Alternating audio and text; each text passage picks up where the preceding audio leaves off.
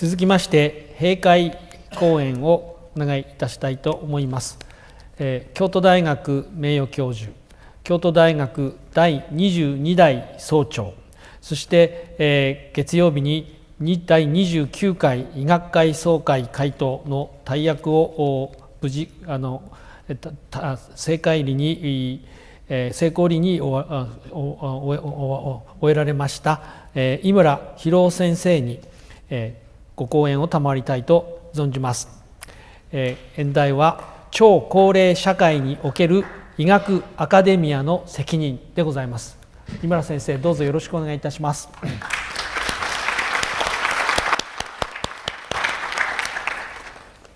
Thank you very much, Dr. Fukuhara, for your very kind introduction.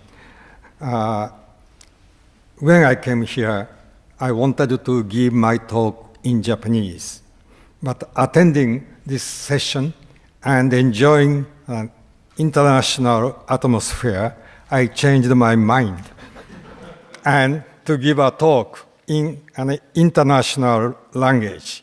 It's a broken English.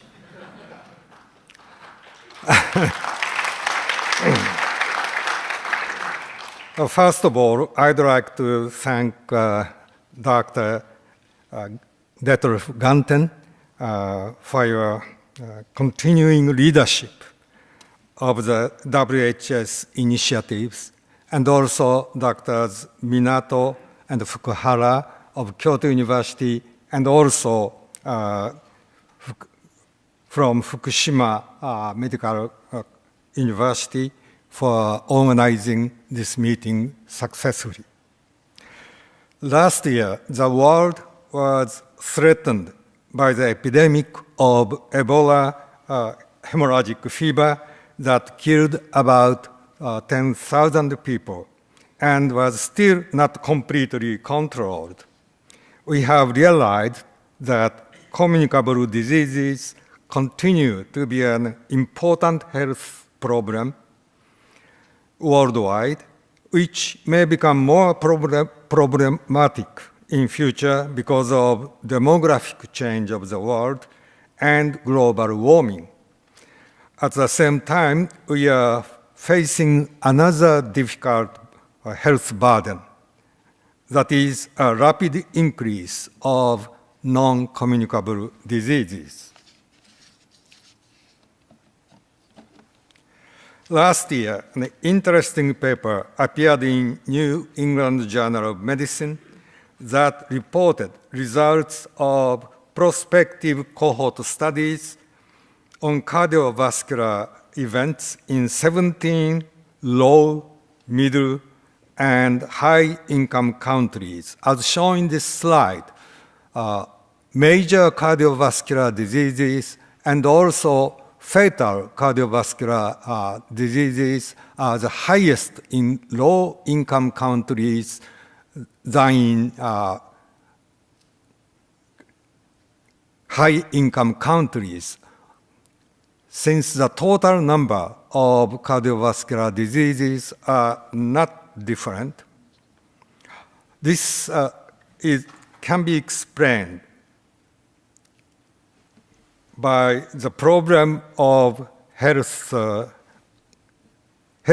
system in developing countries. We can say, however, that cardiovascular diseases, once thought to be diseases of developed countries, are now major health burden worldwide.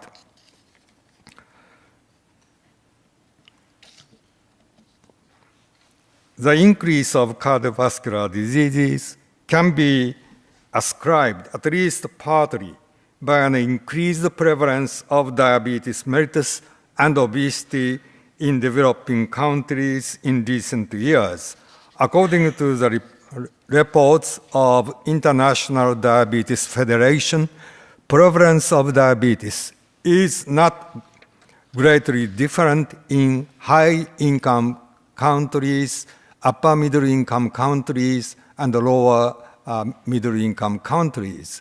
This shows a change by age of the prevalence of diabetes. since the population of middle-income countries is very large, about 80% of people with diabetes now live in low and middle-income countries.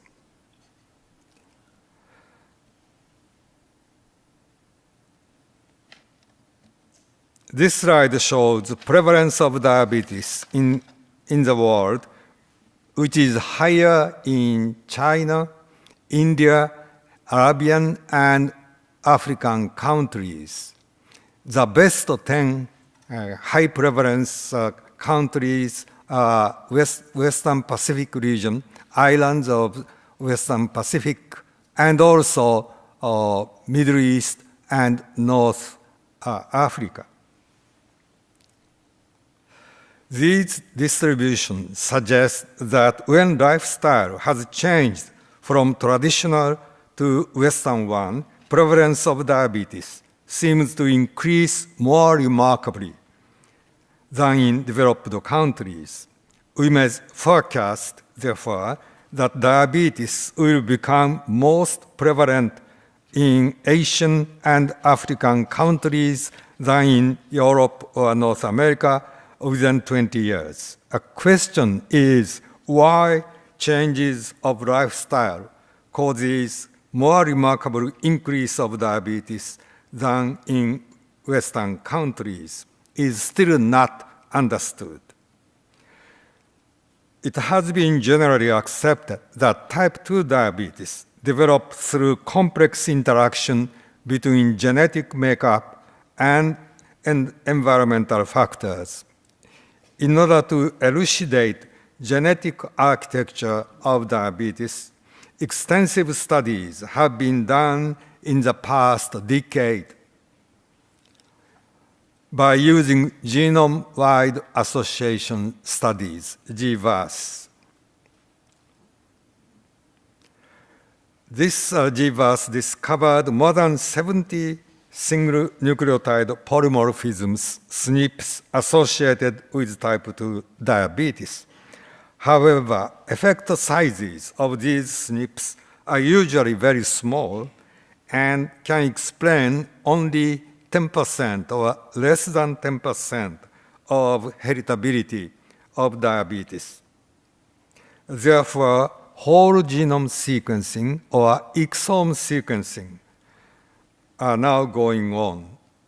We may expect to obtain more comprehensive view on genetic architecture of diabetes in near future.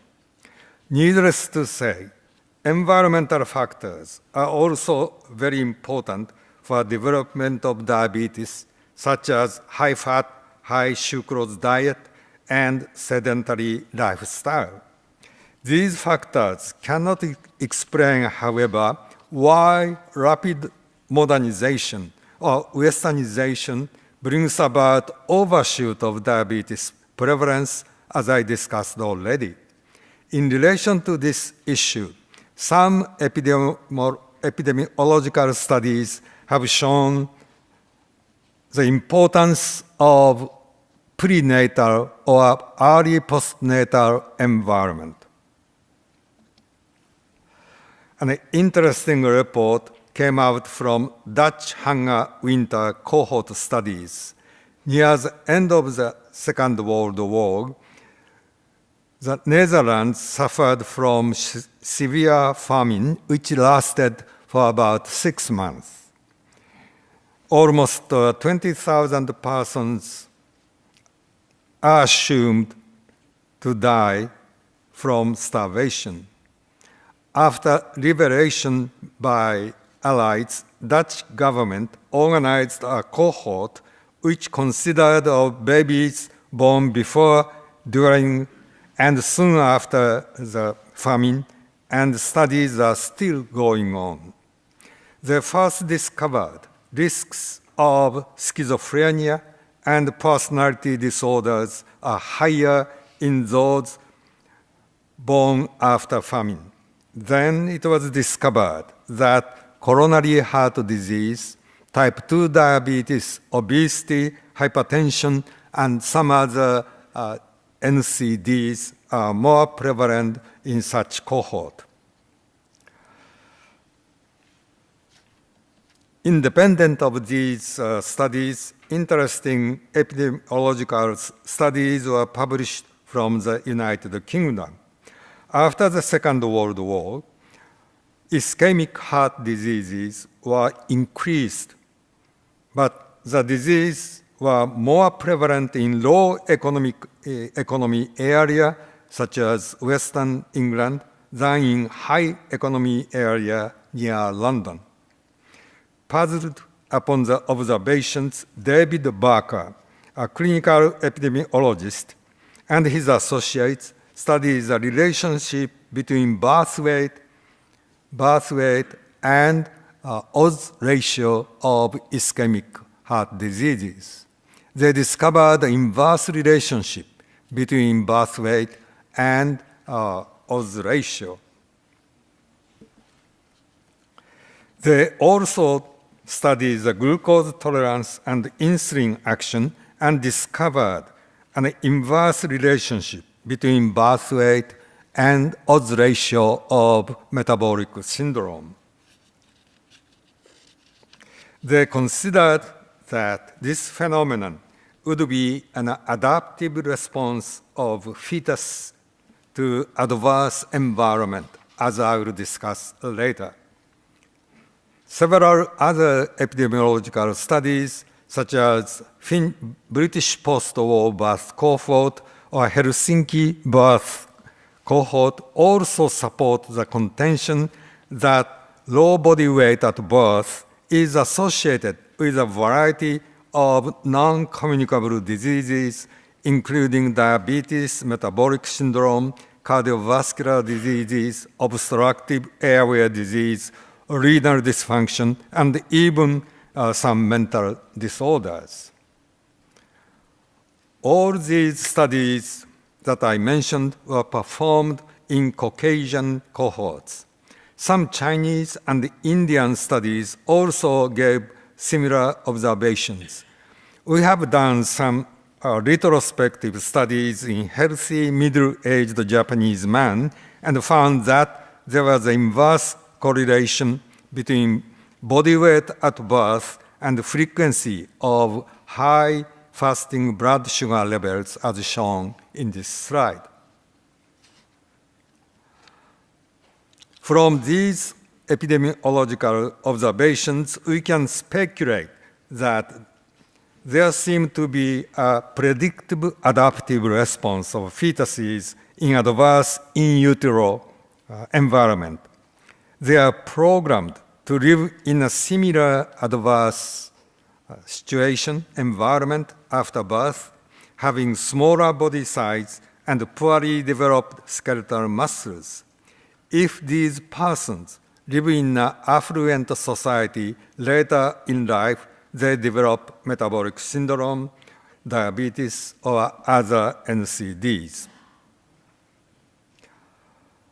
Recently, this concept is called developmental origin of health and disease, DOHAD concept, because environment, not only in fetal life, but also some critical period of development after birth is as well important, and because this concept can be applied also to maintaining health later in life.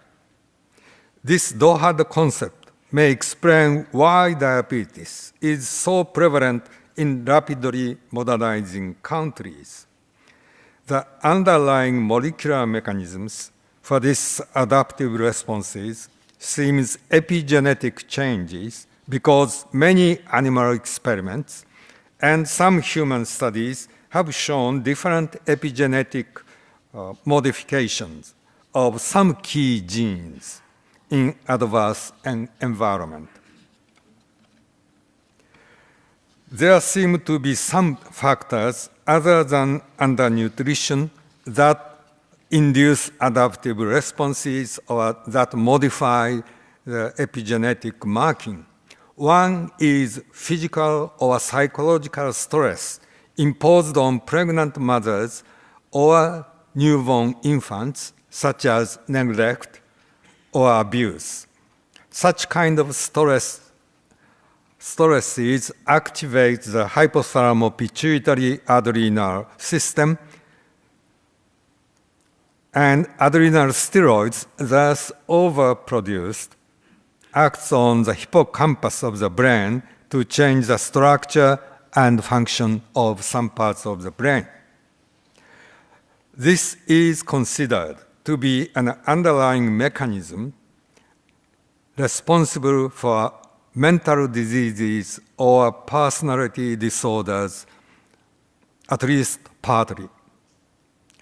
The third factors are chemicals to which fetuses or newborn infants are exposed. Several chemicals called endocrine disruptors that mimic actions of hormones cause some cancers or developmental disorders. It is still not established, but some evidence shows air pollution may impair development of normal pulmonary function. The fourth factor is social environment, especially poverty, that affect both physical and mental health later in life.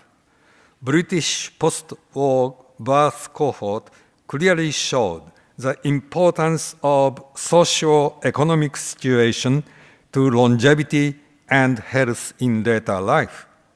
This may not be caused solely by epigenetic mechanisms, but is an important public health issue. In light of a new concept, DOHAD, we must change our idea of healthcare for preventing NCDs because we usually begin healthcare in middle-aged persons. As I discussed already, fetal or early neonatal environment increases the risk of NCDs in later life. Therefore, healthcare should be started from fetal life. That is, Social Security service should aim to improve the adverse environment of pregnant women. Recent studies have shown also that preconceptual events, such as obesity or stresses, not only in women but also men, also affect diseases later in life. It is known also that childhood physical condition such as obesity may increase NCD in middle age. We may say, therefore, that health care beginning early in life and lasting throughout life course is of great importance for preventing NCDs in such aging society. Most of NCDs progress slowly over a long period and certainly have a long asymptomatic stage here. At this moment, our knowledge about genetic architecture of NCDs is still limited. We will be able to stratify high-risk groups in near future based on genetic studies, such as whole genome sequencing or exome sequencing. If we succeed to find appropriate biomarkers that enable us to predict the disease before its onset, we will be able to intervene very early point before the onset of disease. This is called preemptive medicine or preemptive approach. The disease that especially requires preemptive approach is Alzheimer's disease, which is now increasing worldwide with the increase of aging population. It seems difficult to improve cognitive function after the disease onset because of presence of extensive neuronal loss. This slide schematically shows the course of Alzheimer's diseases. Although still incomplete, we may stratify high-risk group to some extent, such as epsilon-4 allele of apolipoprotein E. Although we still do not know whether early environment, intrauterine or early postnatal environment, may affect cognitive function in later life, because Dutch farming cohort studies reported early decline of cognitive function. Some postnatal environmental factors, such as diabetes, heavy smoking, lack of exercise, are known to increase the risk of Alzheimer's diseases. Before the onset of the disease, there is a period of mild cognitive impairment lasting for several years. Before that, we can detect the deposition of amyloid beta protein in the brain by using PET scan now. This slide shows a PET imaging of beta amyloid. Compared with the control subjects, we can identify the amyloid beta in the brain by using C11PIB.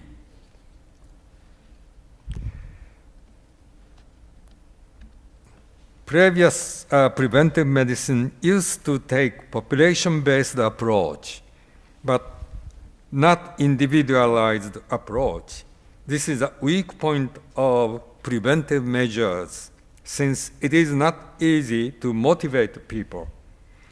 Preventive approach, preemptive approach, is individual-based using genetic data and early environmental conditions, and also more predictive using biomarkers to assess the progression of latent diseases.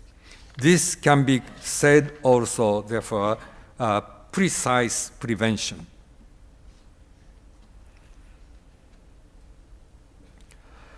There are two levels in preemptive medicine. The level 1 is to inhibit the progression of latent disease process.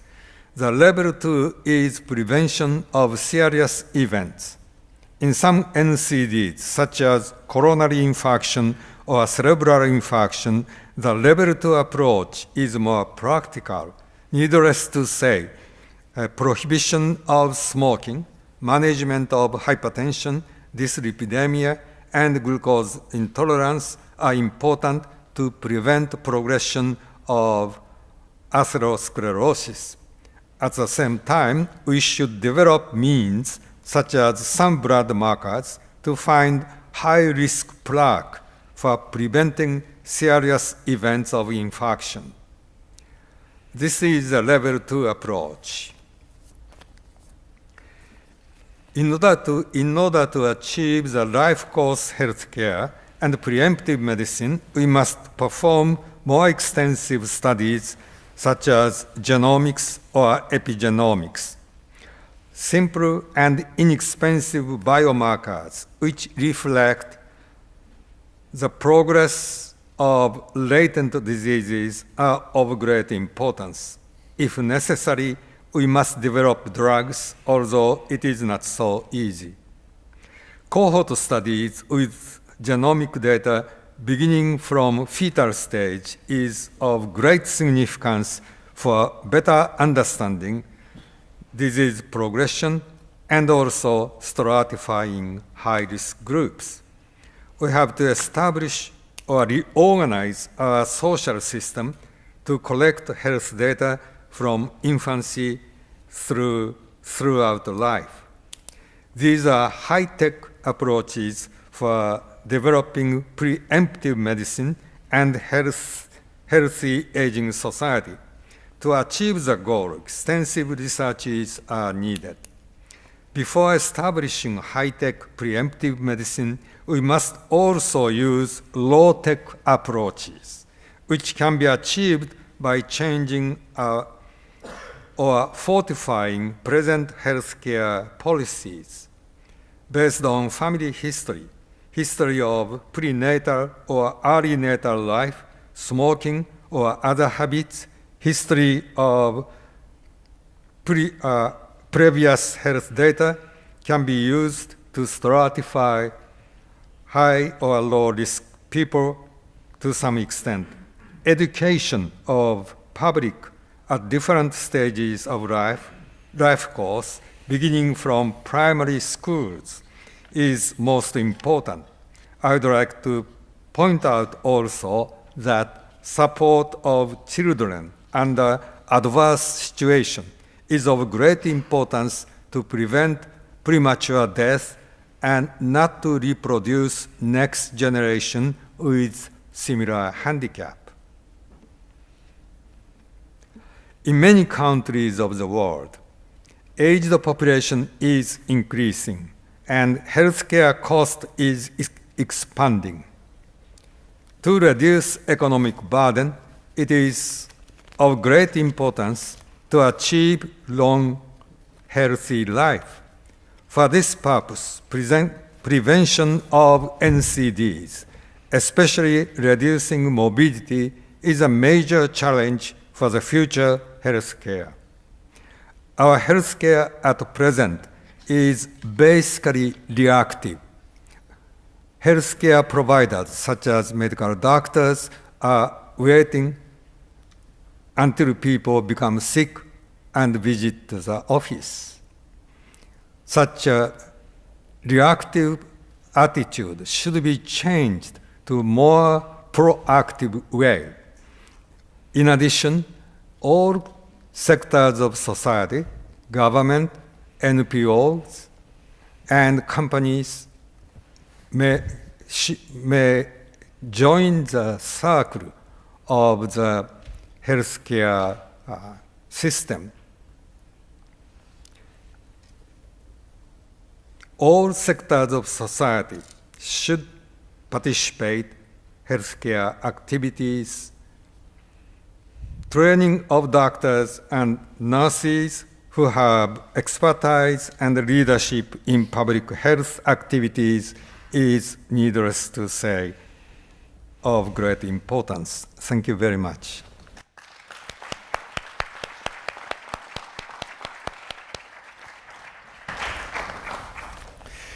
井村先生、素晴らしいご講演ありがとうございました。